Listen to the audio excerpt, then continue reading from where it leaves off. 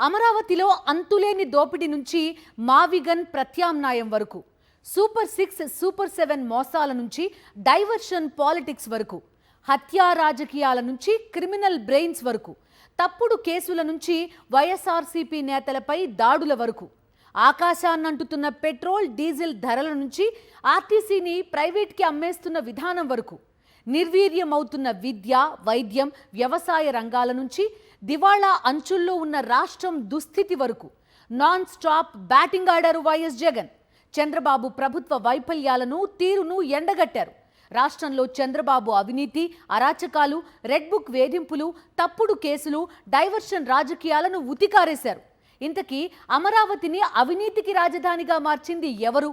రంగా నుంచి పింగళి దశరథరాం వరకు గొడ్డలికి బలి చేసిందెవరు? 2 ఏళ్ల నుంచి రాష్ట్రంలో జంగిల్ రాజ్ని నడిపిస్తున్నదెవరు?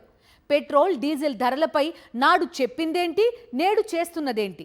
ఇదే ఇవాల్టి స్పెషల్ ఎడిషన్. అమరావతి రాష్ట్రానికి రాజధాని అవునో కాదో తెలియదు, కానీ అంతులేని అవినీతికి మాత్రం పక్కాగా అదే రాజధాని. 2014, 2019 మధ్య అమరావతి పేరుతో దోచింది ఒక ఎత్తు, ఈ 2 ఏళ్ల కాలంలో అదే అమరావతి పేరుతో దోచేస్తోంది మరో ఎత్తు. అడుగు అడుగులో అవినీతి స్పష్టంగా కనిపిస్తోంది. కాంట్రాక్టర్లకి దోచిపెట్టడం నుంచి బినామీలు, సన్నిహితులకు ప్రైమ్ ఏరియాల్లో ప్లాట్లు కట్టబెట్టడం వరకు, అమరావతి అంటే మదర్ ఆఫ్ ఆల్ స్కామ్స్ అన్నట్టుగా చంద్రబాబు ప్రభుత్వం తీరు కనిపిస్తోంది. అటు భూములు త్యాగం చేసిన రైతులకు మాత్రం అన్యాయమే జరుగుతోంది. ఇదే విషయాన్ని జగన్ ఎండగట్టారు. అమరావతిలో జరుగుతున్న అవినీతిని పక్కా లెక్కలతో సహా ప్రజల ముందుంచారు. అమరావతిలో చంద్రబాబు లీలలు చూస్తే ఎవరికైనా మతులు పోవడం ఖాయం. అమరావతిని అవినీతికి ప్రపంచ రాజధానిగా మార్చటమే లక్ష్యంగా చంద్రబాబు పనిచేస్తున్నట్లు కనిపిస్తోంది. 1,00,000 ఎకరాలు, 2 లక్షల కోట్ల అప్పులు, ఎక్కడా చూసినా అంతులేని అవినీతి, కాంట్రాక్టుల పేరుతో దోపిడీ, ప్లాట్ల కేటాయింపు లాటరీల్లో ఎల్లో కోటరీకే బంపర్ ఆఫర్లు, ఇలా ఎటు చూసినా స్కాములు తప్ప మరేవీ కనిపించడం లేదు. బాబు అధికారంలోకి వచ్చిన 2 ఏళ్ల కాలంలో అమరావతి అనగానే మనకు గుర్తొచ్చేది ఏంటి?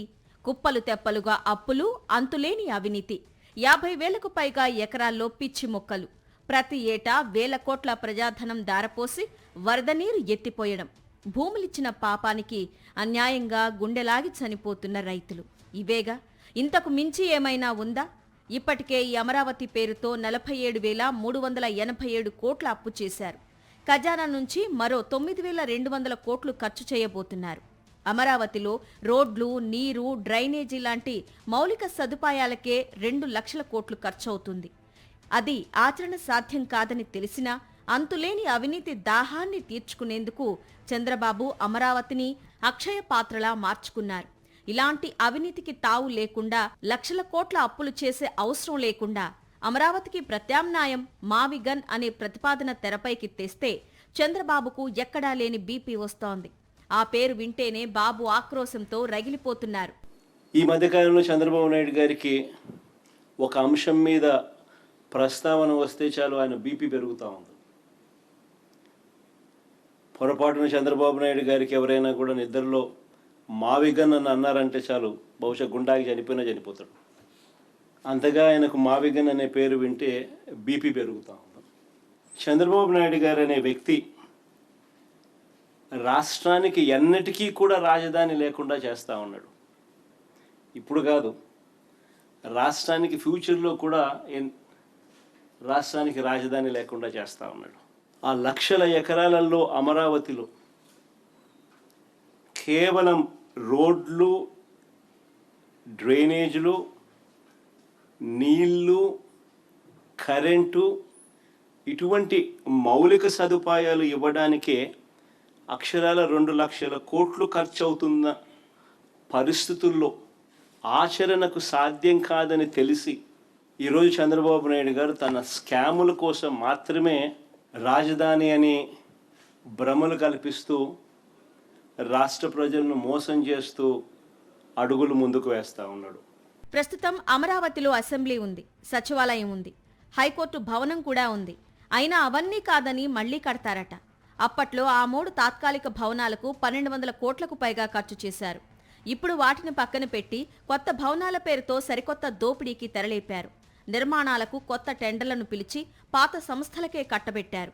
కాకపోతే అంచనా వ్యయాలు మాత్రం అమాంతం పెంచేశారు. కొత్తగా నిర్మించే 5 భవనాల ఖర్చు, దాని వెనక దోపిడీ స్కెచ్ చూస్తే ఎవరికైనా మతిపోవాల్సిందే. కేవలం భవన డిజైన్లకే 401 కోట్లు ఖర్చు చేశారంటే నమ్ముతారా? నమ్మాల్సిందే. ఎందుకంటే అక్కడున్నది బాబుగారు. చదరపు అడుగుకు 20,000కు పైనే ఖర్చు చేస్తున్నారు. 5 స్టార్ హంగులతో కట్టిన చదరపు అడుగు 5,000 లోపే ఉంటుంది. కిలోమీటర్ రోడ్డుకు 24 కోట్లు ఖర్చవుతుందని కేంద్రమే చెప్తోంది. కానీ అమరావతిలో కిలోమీటర్ రోడ్డుకు 53 కోట్లు ఖర్చు చేస్తున్నారు. అంటే ఆ రోడ్డుపై వెండిపూత పూసి బంగారం తొడుగు తొడిగి వజ్రాలు రాసులుగా పోస్తారా అని ఆశ్చర్యపోకండి. అమరావతిలో ఆయన దోపిడీకి ఇదొక ఎగ్జాంపుల్ మాత్రమే.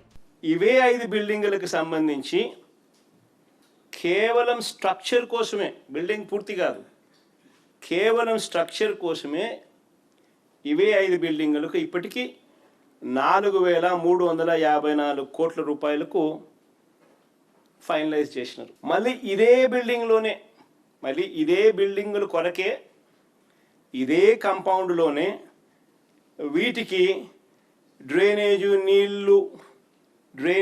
నీళ్లు ఇతర ఇన్ఫ్రా కోసం అని చెప్పి మరో 1,053 కోట్లకు ఫైనలైజ్ చేశారు. మళ్ళీ ఇవే బిల్డింగుల్లోనే మళ్ళీ లిఫ్టులు, ఏసీలు, ఎలక్ట్రికలు, ప్లంబింగ్ పనుల కోసం మరో 2,316 కోట్లకు మళ్ళీ ఫైనలైజ్ చేసినారు. మళ్ళీ అంతటితో ఆగిపోలే, బిల్డింగ్ పూర్తి కాల. మళ్ళీ అదే బిల్డింగ్కే, మళ్ళీ ఇదే బిల్డింగులకే అదనంగా ఈసారి గ్లాస్ ఫిట్టింగ్ అంట, అద్దాల కోసం ఏకంగా మరో 2,540 కోట్లు. ఆ 5 బిల్డింగులకు అద్దాలు వేయడానికి 2,540 కోట్లు మళ్ళా కట్టబెట్టారు. మళ్ళా సేమ్ కాంట్రాక్టర్లకే, సుమా ఒక్కొక్కరికి ఒక్కొక్క కాంట్రాక్టర్ కాదు, ఒక్కొక్క పనికి ఒక్కొక్క కాంట్రాక్టర్ కాదు, మళ్ళీ వాళ్ళకే అన్నీ. ఈ బిల్డింగులకు డిజైన్ చేయడానికి మళ్ళీ 401 కోటి. అమరావతిలో ఇప్పటికే 50,000కు పైగా ఎకరాలు సమీకరించారు. ఇది చాలదు అన్నట్లుగా మళ్లీ రైతుల నుంచి భూములు లాక్కుంటున్నారు. పోనీ మొదటి దశలో భూములిచ్చిన రైతులకు న్యాయం చేశారా అంటే అదీ లేదు. అప్పట్లో భూములు సమీకరించే సమయంలో 2018 నాటికి డెవలప్ చేసిన ప్లాట్లు రైతులకిస్తామని హామీ ఇచ్చారు. ఇన్నేళ్లైనా ఆ హామీకి దిక్కులేదు. కాగితాలు, కంప్యూటర్లలో భూములు చూపిస్తున్నారు. రైతులను దగా చేస్తున్నారు. శ్మశానాలు, వాగులు, వంకలు, గుంటల్లో ప్లాట్లు విసిరుకొడుతున్నారు. ఈ మోసాన్ని తట్టుకోలేక అమరావతి నడిబొడ్డున రామారావు అనే రైతు గుండె పగిలి చనిపోయాడు. అదే సమయంలో బాబుగారి సన్నిహితులకు మాత్రం ప్లాట్ల కేటాయింపులో బంపర్ లాటరీలు తగులుతున్నాయి. అశ్విని దత్, రాధాకృష్ణ నుంచి దనేకుల సుబ్బారావు, బెజవాడ రమేష్ లాంటి వారి వరకు ప్రైమ్ ఏరియాలో ప్లాట్లు కొట్టేస్తున్నారు. ఇదేం మోసం అని ప్రశ్నిస్తే మాత్రం అక్రమ కేసులతో వేధిస్తున్నారు. కానీ మన అమరావతిలో ఎంత తెలుసా కిలోమీటర్ ఖర్చు? 53 కోట్లు. 53 కోట్లు. ఇక అమరావతిలో అలొకేట్ చేసే ప్లాట్ల స్కాములు చూస్తే చంద్రబాబు నాయుడు గారి మనుషులకు, అంటే ఏబిఎన్ ఆంధ్రజ్యోతి రాధాకృష్ణ గారికి, అశ్విని దత్ గారికి, బలుసు శ్రీనివాసరావు గారికి, బెజవాడ రమేష్ గారికి, ఇలాంటి వారికి, వీరి కాక తన బినామీలకు, ఇలాంటి వారికి అమరావతిలో రోడ్ల పక్కన విలువైన రిటర్నబుల్ ప్లాట్స్ ఇస్తారు. అదే సామాన్య రైతులకు వచ్చేసరికి వాళ్లకు చెరువుల్లోనూ, వాగుల్లోనూ, కుంటల్లోనూ వాళ్ళకి ఇస్తూ ఉన్నారు. మొదట తీసుకున్న 50,000 ఎకరాలకి దిక్కు లేదని రైతులు అంటూ ఉంటే, ఇది పరిస్థితి అని రైతులు అంటూ ఉంటే, ఈ 50,000 ఎకరాలు సరిపోవని ఇంకొక 50,000 ఎకరాలకు రైతులను ఇబ్బందులు పాలు చేస్తూ, వాళ్ళు ధర్నాలు చేస్తూ ఉన్నా కూడా లెక్క చేయకుండా వారి దగ్గర నుంచి బలవంతంగా లాక్కునే కార్యక్రమం జరుగుతూ ఉంది ఇప్పుడు. అమరావతిలో చంద్రబాబు అవినీతి లీలల గురించి మాట్లాడుకోవడానికి రోజులు సరిపోవు. ఆయన మాటల్లో చెప్పాలంటే అమరావతి నిర్మాణం అనేది ఒక నిరంతర ప్రక్రియ. ఇక్కడ మనం అర్థం చేసుకోవాల్సింది ఏంటి అంటే, అమరావతిలో అవినీతి అనేది అంతులేని నిరంతర ప్రక్రియ అని. అమరావతిలో అవినీతి మీద ప్రశ్నిస్తే అమరావతి ద్రోహులుగా ముద్ర వేస్తారు. ఆస్థాన మీడియాతో దాడి చేయిస్తారు. రెడ్ బుక్ వేధింపులపై నిలదీస్తే గొడ్డలి పార్టీ అంటూ దిగజారి మాట్లాడతారు. క్రెడిట్ చోరీ, డైవర్షన్ రాజకీయాలను ఎండగడితే వ్యక్తిత్వ హననానికి దిగుతారు. అసలు ఎవరిది సైకో మనస్తత్వం, ఎవరిది క్రిమినల్ బ్రెయిన్, ఎవరిది గొడ్డలి పార్టీ, ఎవరిది కిల్లర్ పార్టీ, ఎవరి పార్టీలో గన్ కల్చర్ ఉంది? వంగవీటి మోహన రంగా నుంచి పింగళి దశరథరాం, మల్లెల బాబ్జీ వరకు హత్యా రాజకీయాల ప్రస్తావన వస్తే వేళ్లన్నీ ఎవరి వైపు చూపిస్తాయి? రాజారెడ్డిని హత్య చేసిన వారికి ఆశ్రయం కల్పించింది ఎవరు? సొంత మామకి వెన్నుపోటు పొడిచి పార్టీని లాక్కుంది ఎవరు? గత చరిత్రను తవ్వినా, ఈ 2 ఏళ్ల ఎల్లో ఇంక్తో రాసిన రక్త చరిత్ర పేజీలు తిరగేసిన వినిపించే కనిపించే ఒకే ఒక్క పేరు నారా చంద్రబాబు నాయుడు. పక్కవారి క్రెడిట్ తన ఖాతాలో వేసుకోవడం, తన బురదను పక్కవారిపై పూయడం, ఇది చంద్రబాబుకు మొదటి నుంచి అలవాటు. ప్రత్యర్థులపై చంద్రబాబు ఏ ఆరోపణలైతే చేస్తారో అవన్నీ ఆయన చేసినవి, చేస్తున్నవి అని అర్థం.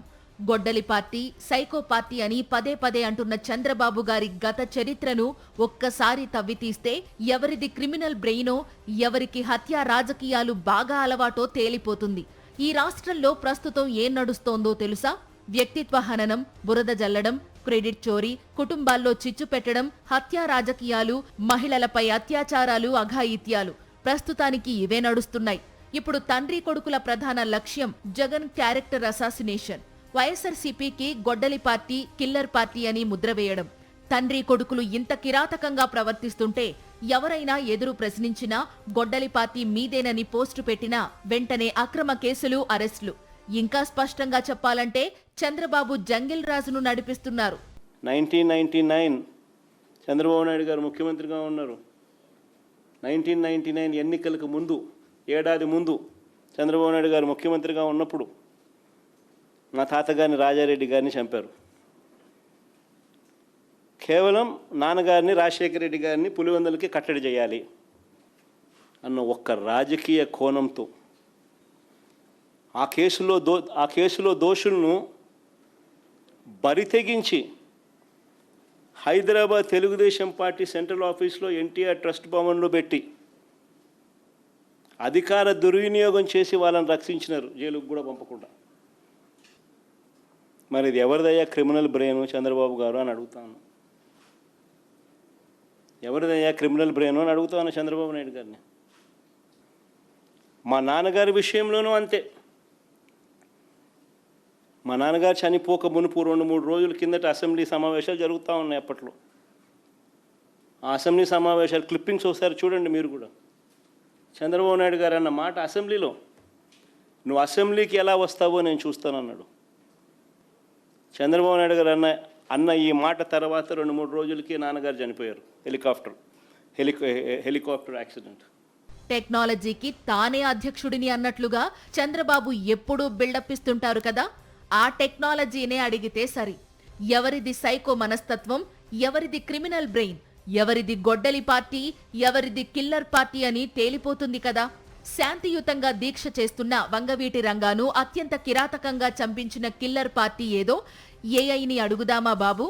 జర్నలిస్టు పింగళి దశరథరాంను అర్ధరాత్రి వెంటాడి వేటాడి నడి రోడ్డుపై చంపించిన గొడ్డలి పార్టీ ఏదో గూగుల్ని అడుగుదామా బాబు?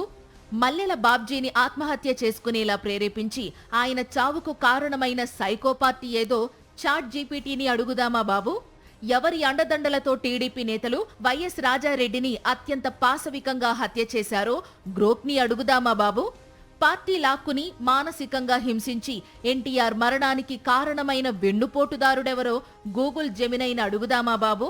అంబేద్కర్ రాజ్యాంగాన్ని పక్కన పెట్టి రెడ్ బుక్ రౌడీయిజాన్ని రాజ్యాంగంలా అమలు చేస్తున్నదెవరో ఏఐని అడుగుదామా బాబు?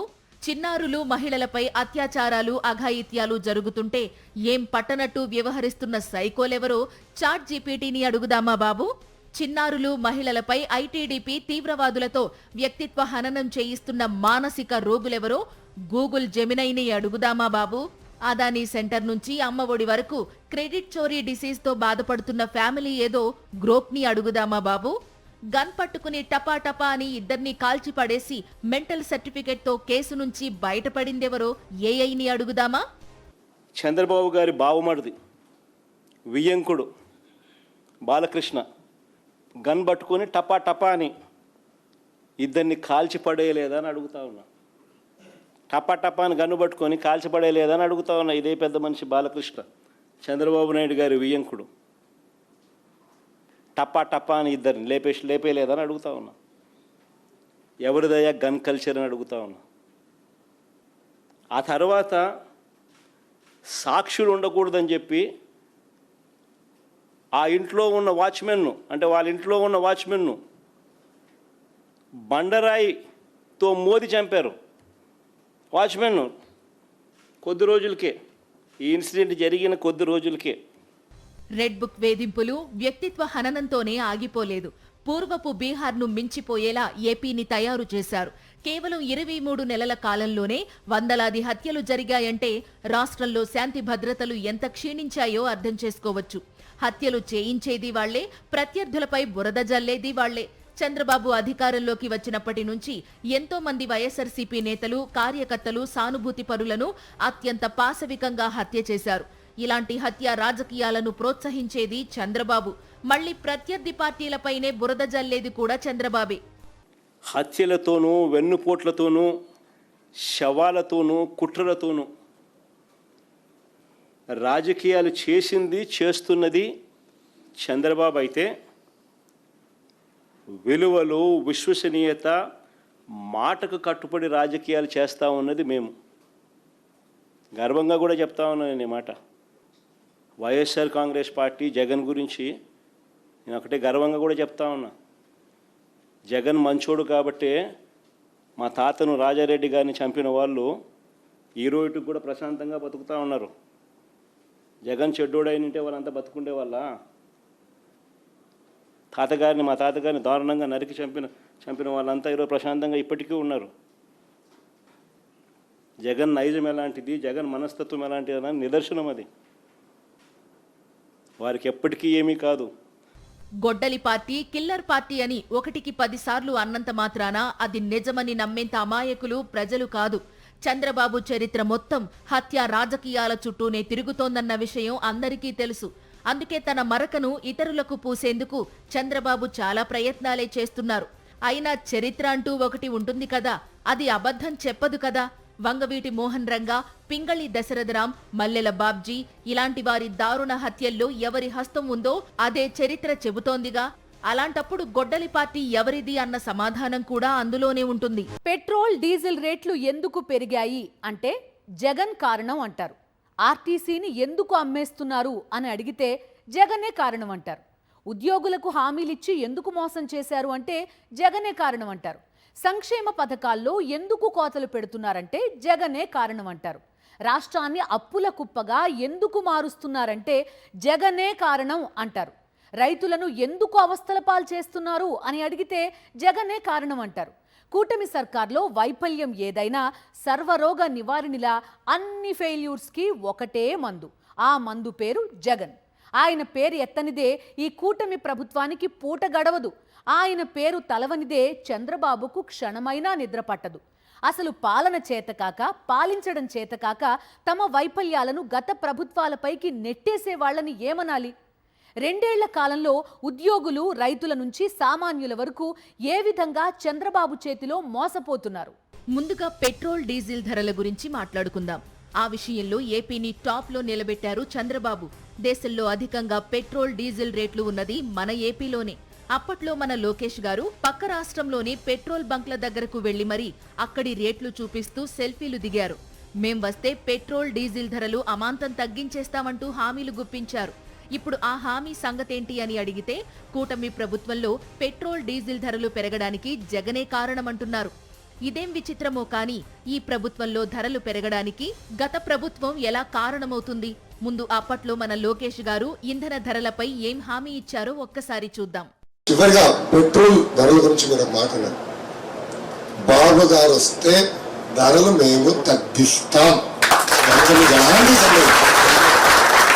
ఇది నేను ఎందుకు ముఖ కంఠంతో చెప్తున్నానంటే, ఈ రోజు భారతదేశంలోనే నిత్యావసర సరుకుల ధరలు ఇంత శాతం పెరిగింద ఏకైక రాష్ట్రం ఆంధ్ర రాష్ట్రం. దానికి కారణం పెట్రోల్, డీజిల్ పైన ఈ ప్రభుత్వం వేసే పన్ను. చాలా ఇప్పుడు గూడ్స్ ఆటో ఉండేవి, ఏం పట్టుకెళ్తాడండి? నిత్యావసర సరుకులే కదా. వీళ్ళ చేతగాంతనం వల్లనే నిత్యావసర సరుకుల ధరలు ఇంత పెరిగిపోయి. సో రేపు అధికారులకు వచ్చిన తర్వాత ఎట్టి పరిస్థితుల్లో మేము ధరలు తగ్గిస్తాం, మీకు పెట్రోల్ డీజిల్ అందుబాటులో తీసుకొస్తాం. ఎన్నికలకు చంద్రబాబు సూపర్ 6 హామీలతో పాటు 143 హామీలిచ్చారు. అందులో పెట్రోల్ డీజిల్ ధరలు తగ్గిస్తామన్న ప్రామిస్ కూడా ఉంది. 2015 ఫిబ్రవరిలో పెట్రోల్ డీజిల్ పై లీటర్కు 4 రూపాయల చొప్పున పెంచారు. జగన్ హయాంలో కోవిడ్ లాంటి విపత్కర పరిస్థితులున్నా కేవలం 1 రూపాయి మాత్రమే పెరిగింది. దాని మీద చంద్రబాబు, లోకేష్, పవన్ నానా యాగి చేశారు. అధికారంలోకి రాగానే 4 రూపాయలు పెంచి వాహనదారుల నడ్డి విరిచారు. నిత్యావసర ధరలకు రెక్కలొచ్చేలా చేశారు. ఇక్కడితో ఆగిపోలేదు. సంక్షోభంలోనూ స్కామ్లు చేయడంలో తాను సమర్థుడిని అని చంద్రబాబు నిరూపించుకున్నారు. కృత్రిమంగా పెట్రోల్ డీజిల్ కొరత సృష్టించి అమరావతి కాంట్రాక్టర్లకు లాభం చేకూర్చే ప్రయత్నం చేశారు. వాళ్ళు పెంచిన 4 రూపాయలు ప్లస్ ఈయన తగ్గిస్తానన్న అమౌంట్ కలిసి కనీసం 8 రూపాయలన్నా తగ్గించానా లేదా? మేనిఫెస్టోలో పెట్టినాడు, స్పీచ్లు ఇచ్చినాడు, ఎన్ని చెప్పినాడు. తగ్గించకపోగా ఈ మనిషి ఏం చేసినాడు తెలుసా? ఇది స్కామ్. సంక్షోభంలో స్కాములు ఎలా చేస్తారో చంద్రబాబు నాయుడు దగ్గర నుంచి మనం నేర్చుకోవాలి. సో పెట్రోల్ దొరక్క బార్లు తీరిన పరిస్థితిలో ప్రజలున్న సమయంలో ప్రజలకు మంచి చేయాలన్న చంద్రబాబు నాయుడు గారు కేంద్ర ప్రభుత్వంలో ఆయన భాగస్వాముడిగా ఉన్నాడు కాబట్టి ఇంకారంతా ఎక్కువ ఒత్తిడి తీసుకొని వచ్చి ఎక్కువ పెట్రోలు ఎక్కువ డీజిల్ మనకు అందుబాటులోకి ఉంచి కనీసం ప్రజలకు మేలు చేయాలని ఆలోచన చేయాల్సింది పోయి చంద్రబాబు నాయుడు ఏం చేశారు తెలుసా? ఐఓసికి ఈ ఆయిల్ మార్కెటింగ్ కంపెనీస్ ఉన్నాయి, బీపీసీఎల్, ఐఓసి, వీళ్ళకందరికీ ఏమని లెటర్ రాస్తారు తెలుసా? ప్రజల కోసం కాదు లెటర్ రాసేది. అమరావతిలో కాంట్రాక్టర్లకు రీటైల్ బంకుల్లో బల్క్ సప్లై అనేది వాళ్ళకు ఇవ్వకండి, అది రేట్ ఎక్కువ, రీటైల్ బంకుల్లోనే వాళ్ళు తీసుకుంటారు, అది రేటు తక్కువ, ఆ పెట్రోల్ డీజిల్ వాళ్ళకు ఆ డీజిల్ వాళ్ళకు అందుబాటులో ఉంచండి అని చెప్పి లేఖ రాసినాడు. కేవలం 2 ఏళ్లలో వ్యవస్థలన్నింటినీ నిర్వీర్యం చేస్తున్న ఘనత చంద్రబాబుకే దక్కుతుంది. మితిమీరిన అప్పులు, అంతులేని అవినీతి, అబద్ధపు హామీలు, ప్రచార ఆర్భాటాలు, దుబారా ఖర్చులు, మెడికల్ కాలేజీలు, ఆర్టీసీ అమ్మకం, రెడ్ బుక్ వేధింపులు, తప్పుడు కేసులు, అక్రమ అరెస్టులు, డైవర్షన్ రాజకీయాలు, హత్య రాజకీయాలు. 2 ఏళ్ల కాలంలో ఎట్నుంచి ఎటు చూసినా కనిపించినవి ఇవే. ఇప్పటికే చంద్రబాబు అసలు రూపం ప్రజలకు మరోసారి బాగానే అర్థమైంది.